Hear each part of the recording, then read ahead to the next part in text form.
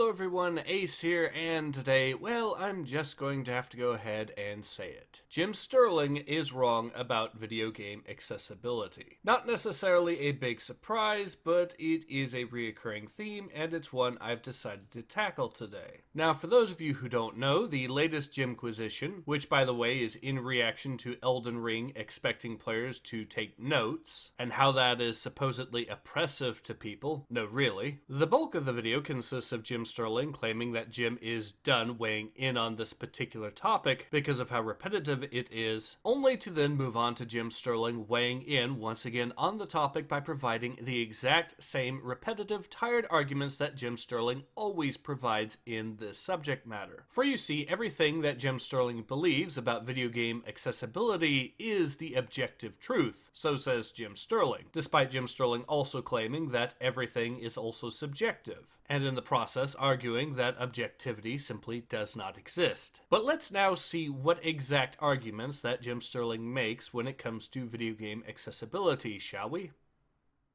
There's no debate to be had here. No argument. I could actually provide a litany of reasons why accessibility in a video game is good. I could point you to Laura Kate Dale's Accessibility series. In fact, actually go look at that series, it's very good. But to make the arguments here on this show, I feel like I'd be wasting my goddamn time because they just need to be said again the next time a hard game is released and gamers TM glom onto it to swing their dicks around. Let me just say this. Plain as day. The more accessibility options a video game has, the better. And that's just that. That's just the way it is. This isn't a subjective opinion. There is no debate here. It's a stone cold, goddamn, fucking fact. Literally every game is better when it has more accessibility options. And the more accessibility options literally every game has, the better. So to the surprise of absolutely no one, Jim Sterling's argument can be summed up as, every change that is made to a game to increase its accessibility will always make the game better. And as a counter, I would have to say that to suggest that this would always make a game better is demonstrably untrue.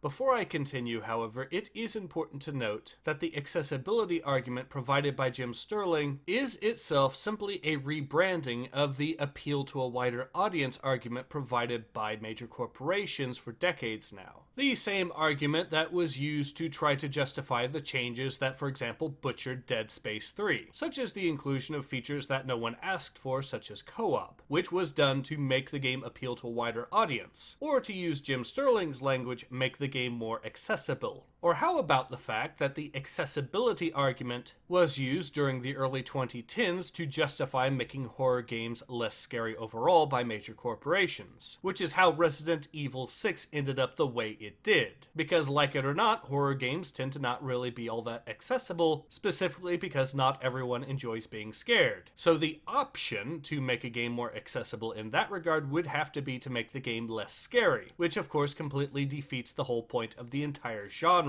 Now, those who have watched Jim Sterling for quite a while and who are paying attention will no doubt notice that these are things that Jim Sterling has complained about in the past, and that's part of the reason why I have specifically provided these examples. But they are by no means not the only examples of Jim Sterling wrong here, nor are they the most recent examples either. For another example, let's look at the recently released Total War Warhammer 3 and the Blood for the Blood God DLC, which by the way isn't even out yet itself. But the main thing to keep in mind here is that the Blood and Gore DLC that has been a running feature of the Total War franchise since Shogun 2 has been defended by CA ever since its inception on the grounds of accessibility, because making sure that the Total War games are rated T for teen allows teenagers to easily buy the game on their own without their parents' permission. In other words, when you apply Jim Sterling's argument to the Total War Warhammer Blood DLCs, it becomes a case of Jim Sterling defending the anti-consumerism practice of cutting up bits of the game and selling them off as DLC, specifically because it makes the game more accessible. And making the game more accessible is always going to be a good thing, so says Jim Sterling. And the fact that we have come to the point where Jim Sterling is ultimately defending major corporations screwing over their customers, so long as it is done in the name of accessibility, really shows just how far this particular individual has fallen.